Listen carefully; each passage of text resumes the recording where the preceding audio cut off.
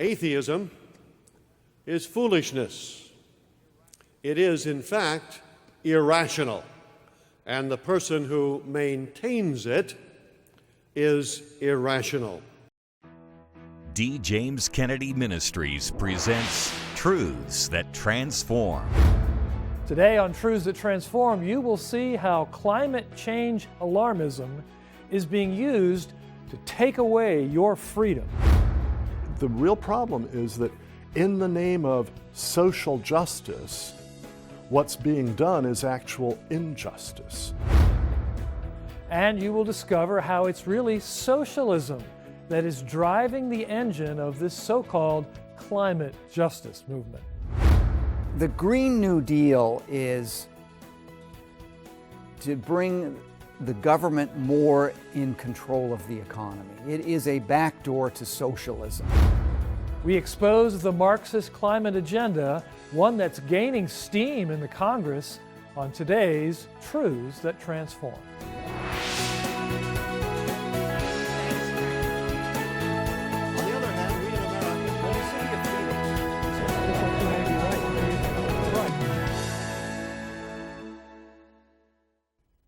Welcome to Truths That Transform, a production of D. James Kennedy Ministries, where we are standing for truth and defending your freedom. There is a growing cohort of highly vocal socialists in the United States Congress, and many Americans, especially younger ones, increasingly endorse socialism. The consequences of this move towards the theories of Karl Marx are legion, including stifling religious, economic, and social freedom. Nowhere do we see this demonstrated more clearly than in the so-called green movement.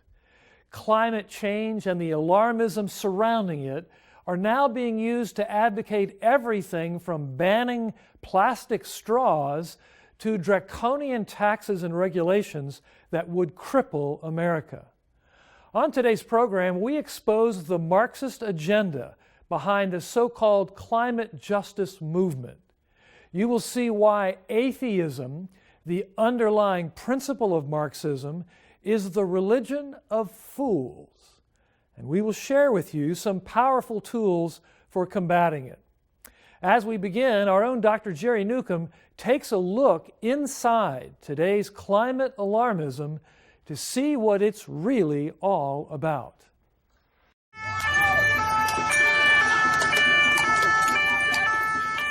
We've all heard about the recent riots in France, but what has sparked them? French President Macron is trying to fight climate change, and therefore he's imposing high taxes on the use of fossil fuel. These protests are against these prohibitive tax increases, all geared toward promoting so-called green justice. And yet we have prominent socialists in America calling for similar types of measures for this country. You're talking about zero carbon emissions, no use of fossil fuels within 12 years? That is the goal. It's ambitious. And how is that possible? You're talking about everybody having to drive an electric car? It's going to require a lot of rapid change that we don't even conceive as possible right now. The Green New Deal is to bring the government more in control of the economy. It is a backdoor to socialism. In light of the Marxist agenda at the root of climate change alarmism, it has been likened to a watermelon, green on the outside, red on the inside. What's wrong with socialism? Socialism may be well-intended, but it has never worked in any country that has been tried. Capitalism, the free market system, is what provides consistently the most opportunity, the most economic growth of any economic system, because it is in sync with man's God-given nature. You know, we were designed to be free and be creative. Capitalism allows people's freedom to be used creatively. One of the most prominent climate scientists in the climate change movement, Dr. Mike Hume, said that in a world that is dominated by capitalism, climate change or global warming is a handy thing to come along because it can become the basis, the rationale for our pursuing a different political vision. But we're told repeatedly that catastrophic man-made climate change is settled science. So we just have to deal with it as it is. Well, it's settled for those who want a particular political outcome.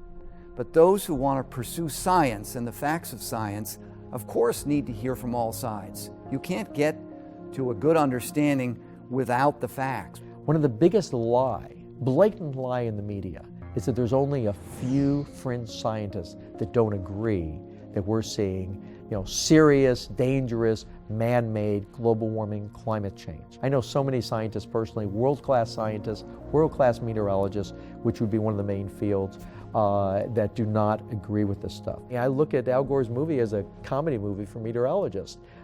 It's that serious. The flaws are that serious with some of the stuff they say. Much of the Green New Deal seems to revolve around reducing carbon emissions. Carbon emissions are ongoing and a natural function of nature.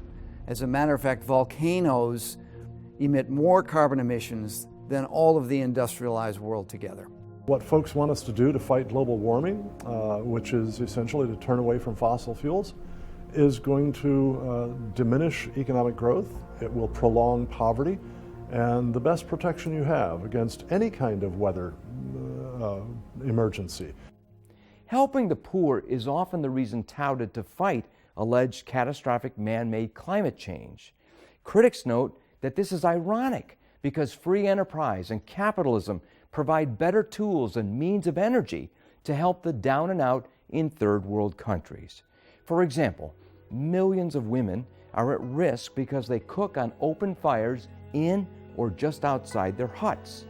The smoke from that kills 2 to 4 million people a year, according to the World Health Organization, most of them women and young children. She desperately needs to replace that primitive energy system with a modern energy system in which electricity comes to her home so that she can not just cook her food and heat her hut, but also refrigerate some food so it doesn't spoil. And the climate change alarmist movement demanding that we move away from fossil fuels is essentially saying we have to trap people like that in that poverty for generations to come. I just think that that's morally unconscionable. Dr. Cal Beisner of the Cornwall Alliance for the Stewardship of Creation further points out that even if all the nations spent $70 to $140 trillion to fight against climate change, the best outcome would slightly reduce the Earth's temperature by less than 1 degree centigrade. Indeed, socialism brings a high price tag with catastrophic results. The biblical worldview tells us that when God finished creating the heavens and the earth and everything in the earth, he looked at it and behold, it was very good. Now that includes the climate system.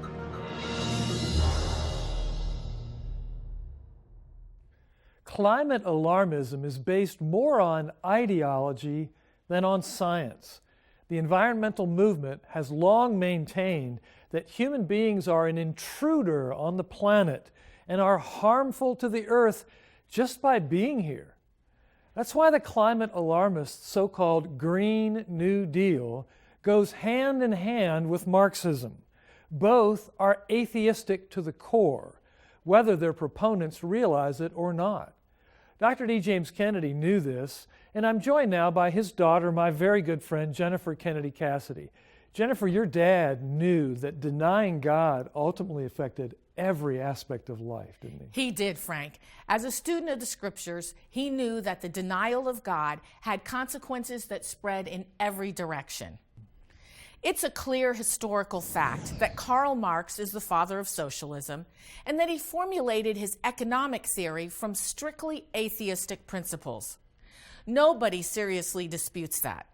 In the words of his disciple Vladimir Lenin, quote, "Atheism is a natural and inseparable part of Marxism, of the theory and practice of scientific socialism," unquote. Whether or not they know it, those who today promote socialism are furthering an atheistic theory that is wildly at odds with the way God actually created the universe. And yet, atheism is a religion of its own. Not only that, but as my father said, it is the religion of fools. What a thing to say! Find out why he made that bold statement in this portion of his important message, Atheism, the Religion of Fools. The fool has said in his heart, there is no God. Now, for Christians and those who believe the Scriptures to be the Word of God, that should be completely sufficient. If God has declared it, there is an end to it. And God, who knows the human heart and mind, having created both, declares that those who say there is no God are fools. Atheism is foolishness. It is, in fact, irrational, and the person who maintains it is irrational. Now, that would be indeed a blow to the atheists who indeed pride themselves on their rationality and their philosophical objectivity. But I believe it is beyond controversy. Why is that? Why is atheism irrational? Well, obviously, atheism is a negative, coming from the word theism, or from theos, God, with the negative prefix a, the Greek equivalent to our un, as in uncola. No God is what atheism means, and therefore it is saying there is nothing in all of the universe which is a God. Now, that is what is known in logic as a universal negative. To say that there is no God anywhere in the universe or beyond, I would have to be virtually omniscient. Therefore, since no one can maintain a universal negative rationally, since it violates the laws of logic, it is irrational, and all those who maintain it are irrational. And if you are maintaining irrational things, my friend, you're a fool, just as God's Word says. So not only has God declared it to be folly, and reason confirms it, but thirdly, experience demonstrates it all too clearly. Now, the 19th century gave birth to the 20th century, which has come to be known as the century of atheism. And what has it produced? In the age of atheism, under the atheistic philosophies of Nazism and communism, experts tell us that 170 million of people were butchered. As one has said, that just as the ideas of the wretched Rousseau, that unbeliever, were applied in a modern 20th century setting by Pol Pot in the genocide of Cambodia, which killed half the people of that land, so also the Darwin and Nietzsche were beacons to Hitler. It was Hitler that looked to Nietzsche and to Darwin for his views. It was a very small step from Nietzsche's Superman to Hitler's super race, and the views of that atheist led to the deaths of more than 40 million of people. Ideas have consequences, my friend. And Marx was midwife to Stalin and Mao Zedong, who between the two of them killed over 100 million people. Yes, indeed, the folly of an idea that can destroy so many. As Dr. Kennedy shared, atheism is completely illogical, but it's also extremely dangerous, as the atheistic followers of Marx and Darwin have vividly demonstrated over the past century. Governments in the throes of atheistic philosophies have killed more than 100 million of their own citizens since the early 20th century. And now there's a wave of young Marxists in the Congress intent on increasing government power and control over every facet of our lives in service of what they now call climate justice. Dr. E. Calvin Beisner of the Cornwall Alliance for the Stewardship of Creation is the foremost evangelical expert on environmental issues.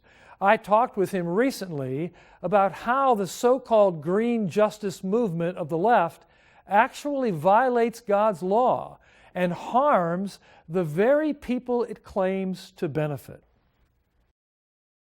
Cal, there's a lot of talk these days about social justice. Is that the same thing as the kind of biblical justice that God describes? You know, you could wish it were. I mean, wouldn't it be great if social justice meant simply justice applied to everybody, no exceptions? You know, there aren't any people who are abused, and there aren't any people who get away with abusing, right? That'd be great.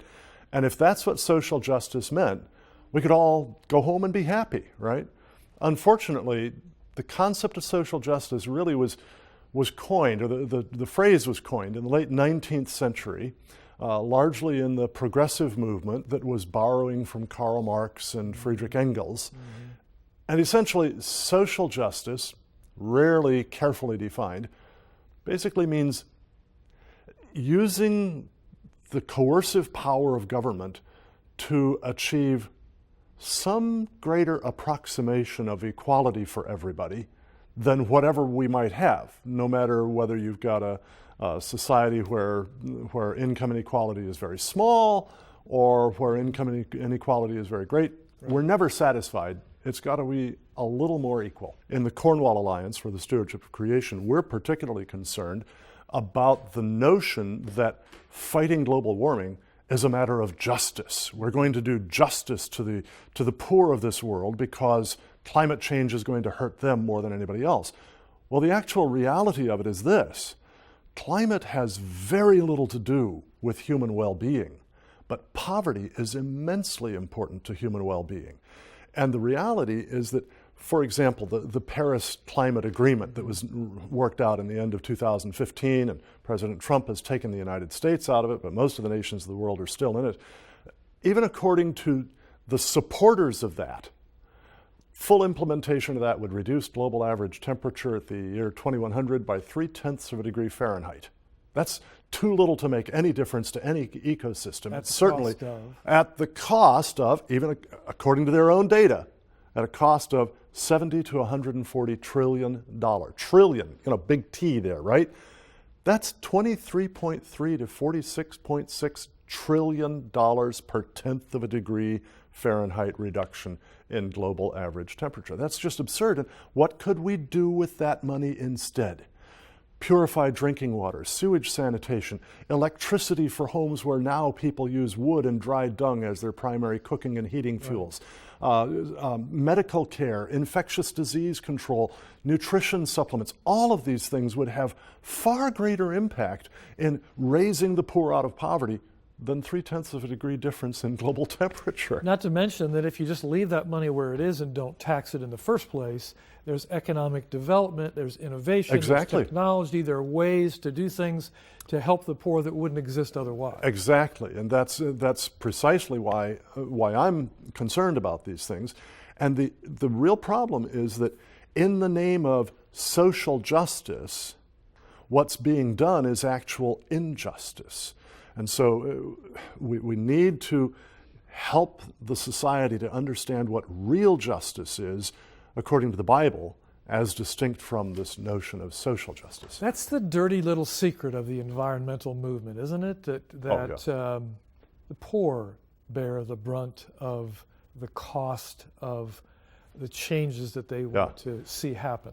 Yeah, that's true. And it's especially ironic in that they are so fond of the term eco-justice.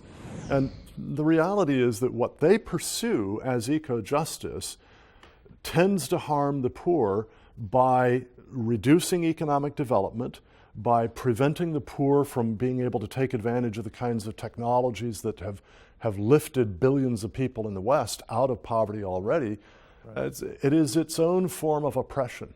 Cal, thanks so much for being with us. Great to have Thank you, Frank. here. God bless you. Thank you. Let's be honest. These calls for justice when it comes to climate issues are really nothing more than a call for socialism. It's no accident that America and the free enterprise system are consistently portrayed by environmentalists as the enemy, even though the United States actually ranks highly among nations on the Environmental Performance Index. The goal is not so-called climate justice, which is no justice at all. The goal is control by elites of every facet of life. That's how socialism works. And this is just the latest attempt by the followers of Karl Marx to impose their philosophy on America. You, your children, and your grandchildren need to understand how this strategy is playing out and how to counter it. We have developed a valuable new resource that will help you do that. It's our brand new book just off the presses called The Coming Socialist Wave: Biblical Answers to Socialist Lies. This important and practical book uncovers the lies of socialism and counters them with biblical truth. The lofty promises of socialism are luring a new generation, with the majority of millennials now preferring socialism to the free enterprise system. A deep biblical and historical ignorance in America has prepared the way for such flawed thinking. This new book, The Coming Socialist Wave: Biblical Answers to Socialist Lies, helps to correct that. And we will send it to you as our thanks for your generous donation to the ongoing work of this ministry. Simply write to us at D. James Kennedy Ministries, Box 11154, Fort Lauderdale, Florida 33339, or call toll-free 877-962-7677, or go online to djkm.org. And if you are able to give a generous donation of $50 or more, we will also include a new DVD we've just produced called What's Wrong with Socialism? Socialism promises goodies for all, but never delivers. In reality, socialism is out of step with the immutable laws of economics and with the Bible. And you'll see how in this new DVD, featuring interviews with Brigitte Gabriel, Albert Mohler of the Southern Baptist Theological Seminary, and many more, as well as documentary features on the growing plague of socialism, especially among younger Americans, and how we can stop it. This book, The Coming Socialist Wave: Biblical Answers to Socialist Lies, as well as the DVD, What's Wrong with Socialism, are yours as our thanks for your donation of $50 or more to help us continue broadcasting biblical truth on issues like this, as we stand for truth and defend your freedom. Simply write to us at D. James Kennedy Ministries, Box 11154, Fort Lauderdale, Florida 33339, or call toll-free 877-962-7677, or go online to djkm.org. The Bible declares the earth is the Lord's and the fullness thereof. That's from Psalm 24. But is God's creation now in trouble because of man-made global warming? Well, the new socialists say yes, and they call for dramatically increasing taxes and enacting draconian regulations to ensure what they now call green justice. Chuck Todd, the moderator of NBC's Meet the Press, recently said, "We're not going to debate climate change, the existence of it. The Earth is getting hotter, and human activity is a major cause, period. We're not going to give time to climate deniers. The science is settled, even if political opinion is not." Well, as you can see, Chuck has his mind made up and doesn't want to be confused with the facts. Neither does columnist Ellen Goodman, who has said global warming deniers are now on par with Holocaust deniers. It reminds one of the preacher looking over his sermon notes who wrote in the margin, "Weak point, pound on pulpit." Whenever you hear rhetoric this heated, pardon the pun, you can bet there's more at stake. Usually it's about money or power or both. And that's certainly the case here. Dr. Roy Spencer, a climatologist and former NASA scientist, notes that journalists like Chuck Todd are notoriously underinformed on science issues. The question is not whether some warming of the planet exists and whether human activity contributes to that, but rather what the effect of that change will be and how much the left's draconian policies would reverse it.